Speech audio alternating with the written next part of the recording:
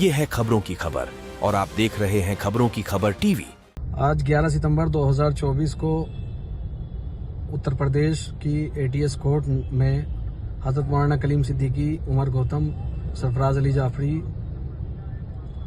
धीरज गोविंद जगताप, अरसलान, आदम भोपरिया बांदो और अन्य इनके अलावा 12 लोगों को 121A में आजीवन कारावास और 10,000 रुपये का जुर्माना, 123 में 10 वर्ष की सजा और 50,000 रुपये का जुर्माना और अन्य तमाम धाराओं में अपनी मैक्सिमम सजा उसमें सुनाई है।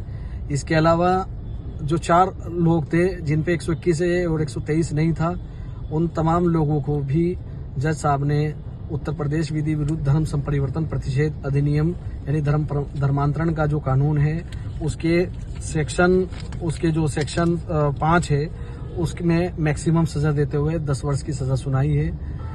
इस फैसले के खिलाफ हम लोगों के पास अभी हाई कोर्ट का मौका है और हमें तमाम अदालतों से पूरी उम्मीद है कि इंशाअल्लाह अज़ीज़ हमारे साथ इंसाफ होगा।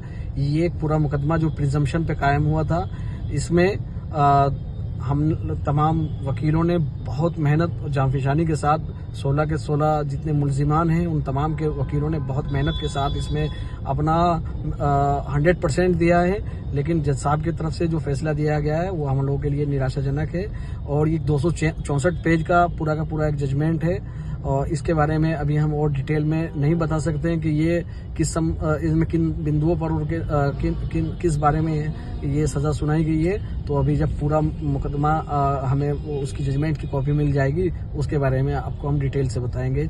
मेरे इसी पैगाम को आप ये समझिए कि ये एक ऑफिशियल पैगाम है। इसके अलावा बराए करम फ़ोन पर राब्ता करने की कोशिश न करें।